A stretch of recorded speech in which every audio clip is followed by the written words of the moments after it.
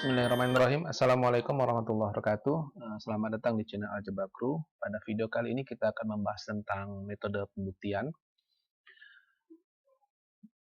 Di antaranya kita akan membuktikan pernyataan jika P maka Q. Ada 3 metode yang akan kita gunakan, yaitu pertama metode pembuktian langsung, kemudian metode pembuktian kontradiksi, metode pembuktian kontraposisi. Oke, yang pertama, sebelum kita melihat contoh-contoh penggunaan metode tersebut, kita memerlukan beberapa definisi berikut, yaitu definisi bilangan genap. Suatu bilangan bulat n adalah bilangan genap jika terdapat bilangan bulat k sehingga n sama dengan 2 kali k. Artinya, himpunan bilangan genap itu dapat kita tuliskan sebagai himpunan E, di mana ini adalah himpunan semua 2k, di mana k-nya adalah bilangan bulat. Artinya bisa kita tuliskan sebagai min 4, min 2, 0, 2, 4, dan seterusnya. Kemudian kita juga memerlukan definisi bilangan ganjil, yaitu suatu bilangan bulat n adalah bilangan ganjil jika terdapat bilangan bulat k, sehingga n dapat dituliskan sama dengan 2k ditambah 1. Artinya kita dapat menuliskan himpunan bilangan ganjil sebagai berikut, yaitu himpunan O sama dengan himpunan semua 2k plus 1, di mana k-nya adalah bilangan bulat. Artinya dapat kita tuliskan dan seterusnya, min 3, min 1, 1, 3, 5, dan seterusnya. Oke, baik, kita mulai dengan metode yang pertama, yaitu metode pembuktian langsung. Sebagai contoh, misal, buktikan bahwa jika n bilangan bulat genap, maka n kuadrat merupakan bilangan bulat genap. Artinya pernyataan ini bisa kita lihat, ini adalah pernyataan jika P maka Q, di mana P-nya adalah pernyataan n bilangan bulat genap, dan Q-nya adalah pernyataan n kuadrat bilangan bulat genap. Sehingga dengan menggunakan fakta-fakta yang ada, ya, definisi yang ada, sifat-sifat yang ada, kita bisa membuktikan ini secara langsung dengan pertama, diberikan sembarang bilangan bulat genap, karena ini yang diketahui. Yang diketahui n bilangan bulat genap, yang ingin kita tunjukkan adalah apakah n kuadrat juga bilangan bulat genap. Artinya diberikan sembarang bilangan bulat genap n, kemudian berdasarkan definisi bilangan genap yang telah diberikan di awal tadi, maka akan terdapat bilangan bulat k, sehingga n-nya dapat dituliskan sebagai 2 dikali k. Kemudian, karena n sama dengan 2k, maka n kuadrat sama dengan 2k dikali 2k. Ya, artinya ini kalau kita sederhanakan menjadi 2 dikali k dikali 2k. Nah, kemudian dengan memisahkan k dikali 2k sama dengan m, maka ini bisa kita tuliskan n kuadrat sama dengan 2m, dengan m-nya sama dengan k dikali 2k. Nah, kita tahu, ya, karena k dan 2 adalah bilangan bulat, dan bilangan bulat tertutup terhadap operasi perkalian, maka m sama dengan k dikali 2k akan merupakan bilangan bulat juga. Sehingga dikembalikan ke definisi bilangan genap tadi, maka n kuadrat sama dengan 2m, di mana m-nya bilangan bulat, merupakan bilangan bulat genap. Sehingga terbukti jika n-nya bilangan bulat genap, maka n kuadratnya juga bilangan bulat genap. Oke, contoh yang kedua, misal buktikan bahwa jumlah 2 bilangan genap adalah bilangan genap.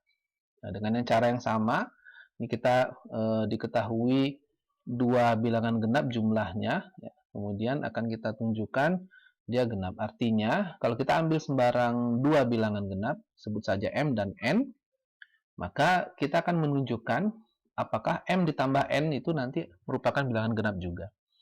Nah, artinya, berdasarkan definisi bilangan genap, kalau kita mengambil m dan n bilangan genap, maka akan terdapat bilangan bulat k dan l, sebut saja k dan l, sehingga m dapat dinyatakan sebagai 2 kali k, dan n dapat dinyatakan sebagai 2 kali l. Nah, artinya, karena kita ingin menunjukkan apakah jumlah dari bilangan genap itu genap, artinya kita harus menunjukkan m ditambah n, apakah bilangan genap. Dengan kata lain, kita harus menunjukkan m ditambah n dapat dinyatakan sebagai 2 dikali sesuatu bilangan bulat. Artinya dengan diketahui m sama dengan 2k, n sama dengan 2l, ini dapat kita jumlahkan, sehingga kita akan memperoleh m ditambah n sama dengan 2k ditambah 2l. Ya, ini dengan menggunakan ini sifat distributif di dalam bilangan bulat, maka ini 2 dikali, ini dalam kurung ya, 2 dikali k ditambah l. Nah, karena k dan l merupakan bilangan bulat, dan bilangan bulat, himpunan bilangan bulat tertutup terhadap operasi penjumlahan, maka K plus L adalah bilangan bulat juga. Sehingga M ditambah N sama dengan 2 dikali K ditambah L, di mana K plus L-nya adalah bilangan bulat, maka berdasarkan definisi bilangan genap, M ditambah N merupakan bilangan genap. Jadi terbukti jumlah 2 bilangan genap juga merupakan bilangan genap. Contoh yang ketiga, buktikan bahwa untuk setiap 3 bilangan bulat, yang disebut saja A, B, dan C, jika A-nya faktor dari B, kemudian B-nya faktor dari C, maka A-nya adalah faktor dari C. Nah, ini diketahui, berarti pernyataannya ini kalau kita tuliskan dalam simbol logika, ini adalah jika P, ya, jika P dan Q, maka R. Di mana P-nya A faktor B, Q-nya B faktor C, dan R-nya A faktor C. Artinya diketahui, ya, kita diberikan sembarang A, B, C elemen Z dengan A-nya faktor B dan B-nya faktor C. Nah, dengan sifat-sifat ini, dengan fakta ini, kita akan menunjukkan apakah A-nya faktor dari C. Ya. Kemudian berdasarkan fakta A adalah faktor B dan B adalah faktor dari C, maka akan terdapat bilangan bulat K, N, di mana B-nya dapat dinyatakan sebagai K dikali A. Ya, karena A-nya adalah faktor dari B, maka B dapat dinyatakan sebagai perkalian dengan A, dengan K dikali A, dan C-nya dapat ditentukan sebagai perkalian N dengan B. Nah, kemudian kita akan menunjukkan apakah A-nya faktor dari C. Ya. Artinya, kita harus menunjukkan C dapat dinyatakan sebagai perkalian sesuatu bilangan bulat dengan A. Nah, dari dua fakta ini, maka kita bisa memperoleh C sama dengan NB, kemudian kita substitusikan B-nya, karena B sama dengan KA, maka ini akan sama dengan N dikali KA. Kemudian ini N dikali K sama dengan A, maka N dikali K dapat kita misalkan dengan suatu bilangan bulat yang lain, karena Kn-nya bilangan bulat dan himpunan bilangan bulat tertutup terhadap operasi perkalian. Artinya kalau K-nya dan N-nya bilangan bulat, maka K dikali N akan merupakan bilangan bulat juga. Sebut saja P di sini, sehingga ini akan sama dengan P dikali A. Dengan P-nya sama dengan N dikali K.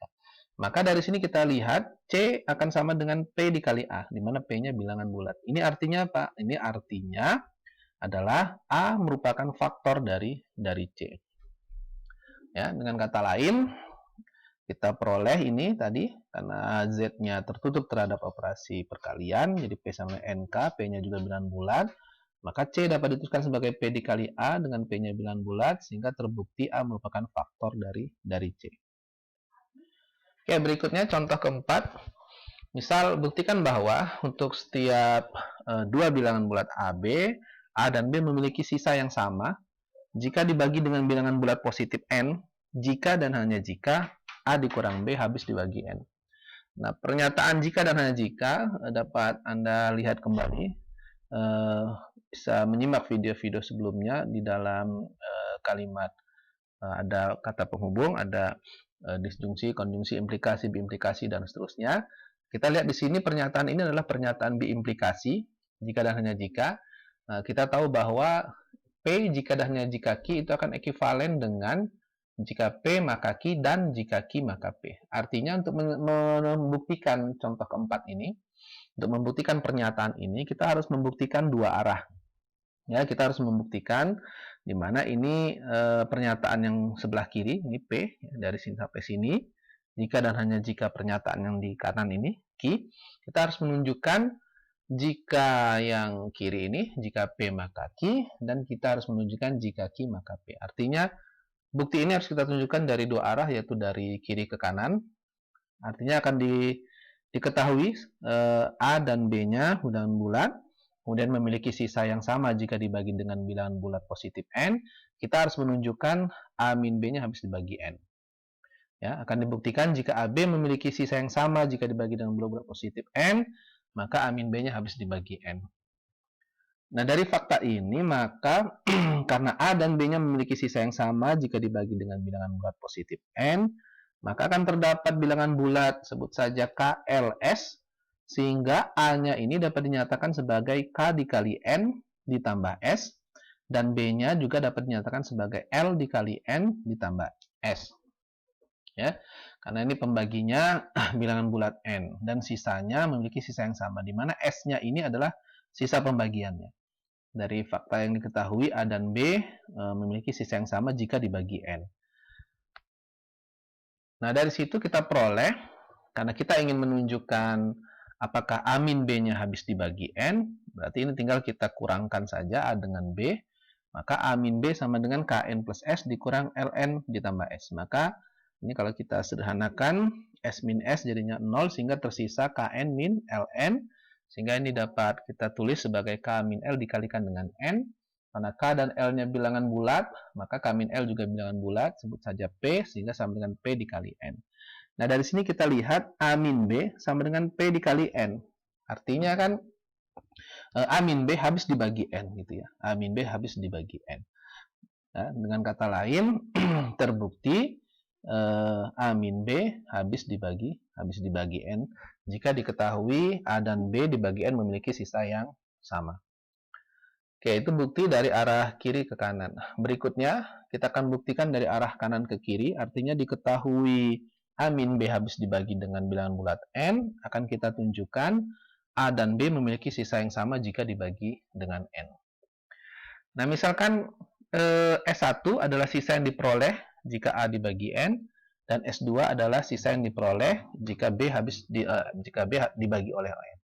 Nah, karena diketahui kita misalkan seperti itu, maka A dapat dinyatakan sebagai KN ditambah S1, dan B dapat dinyatakan LN ditambah S2. Nah, kita akan menunjukkan A dan B memiliki sisa yang sama jika dibagi dengan N. Artinya, kita akan menunjukkan S1 akan sama dengan S2, ya, dengan diketahui A min B-nya habis dibagi dengan N. Nah, sehingga karena A min B habis dibagi N, berdasarkan hipotesisnya, artinya A min B dapat dituliskan sebagai perkalian dengan suatu bilangan bulat. Sebut saja P. Jadi A min B sama dengan P dikali N. Nah, dari sini, maka A min B akan sama dengan PN.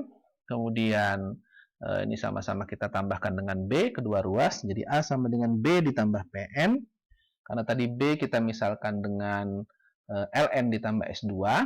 Maka ini kita substitusikan jadi LN ditambah S2 ditambah PN. Kemudian ini ada N, pakai distributif, jadi P ditambah L dikali N ditambah S2.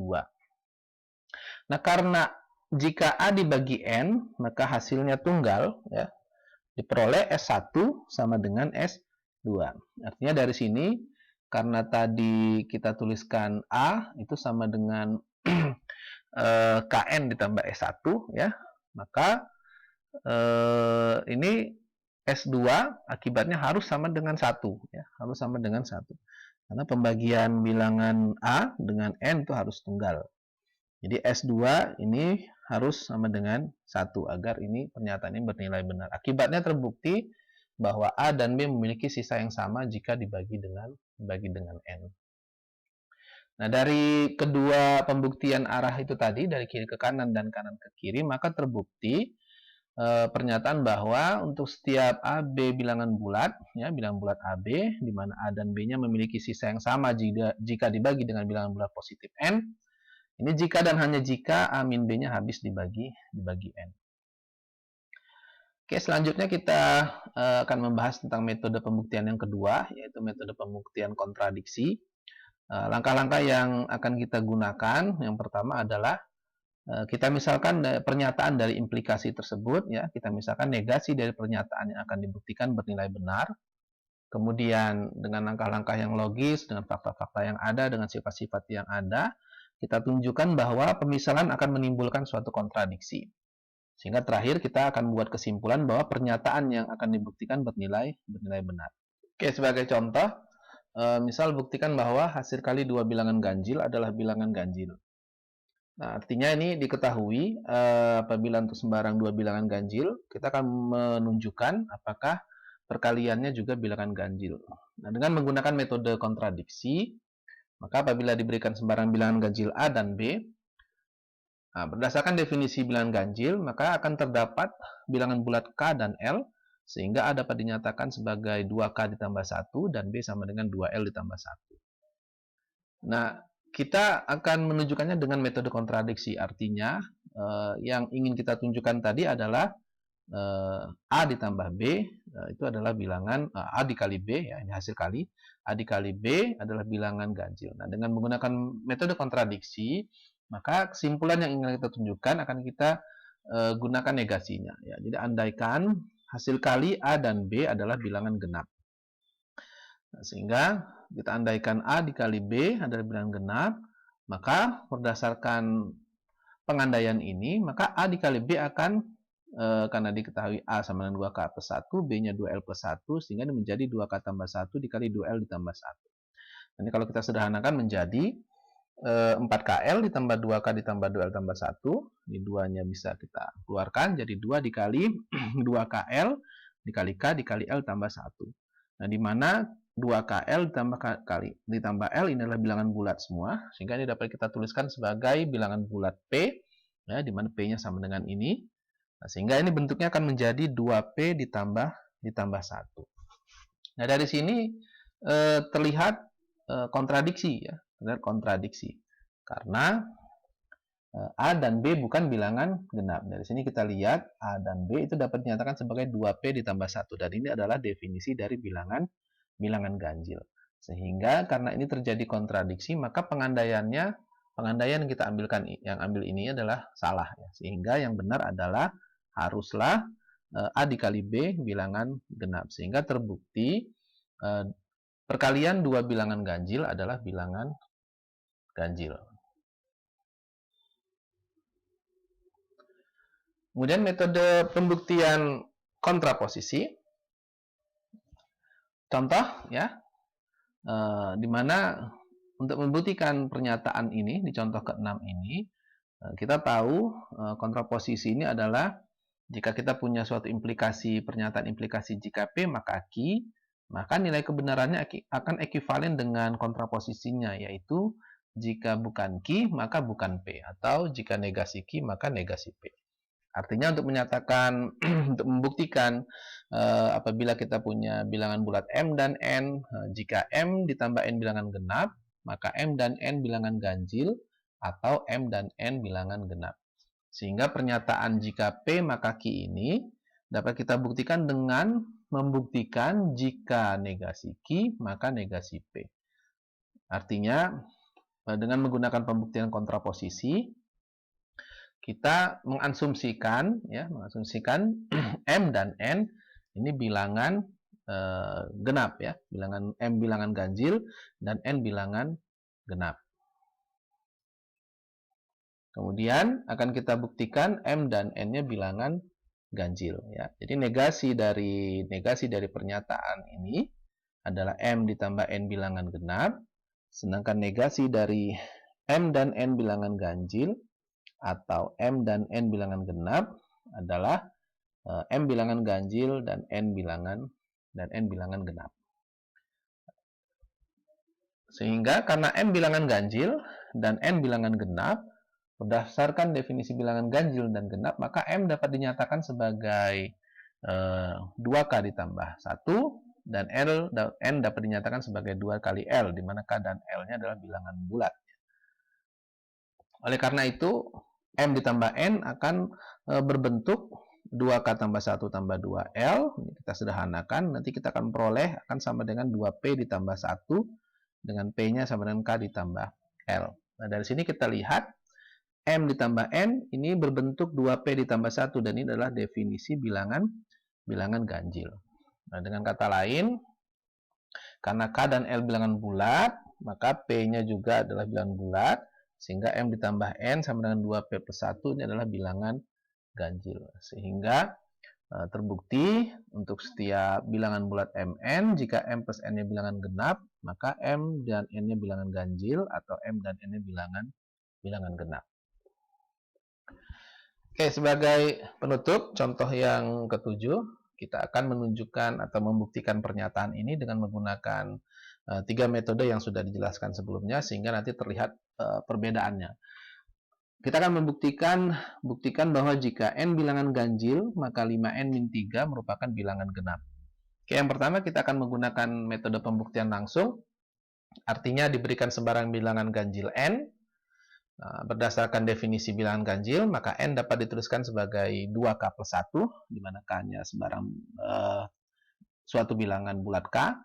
Kemudian selanjutnya kita akan menunjukkan apakah 5n min 3-nya merupakan bilangan genap. Artinya kita harus menunjukkan 5n min 3 itu dapat dinyatakan sebagai perkalian dengan suatu bilangan bulat ya. Jadi 5n min 3 sama dengan 5, ini n-nya kita substitusikan berdasarkan yang diketahui tadi, 2k plus 1, sehingga kita sederhanakan akan menjadi 10k plus 2, artinya 2 dikali 5k plus 1, kemudian kita misalkan 5k plus 1-nya sama dengan P, sehingga kita peroleh 5n min 3 sama dengan 2P. Nah, 5n min 3 sama dengan 2P, itu adalah definisi dari bilangan genap. Sehingga terbukti apabila n-nya bilangan ganjil, maka 5n min 3-nya adalah bilangan genap.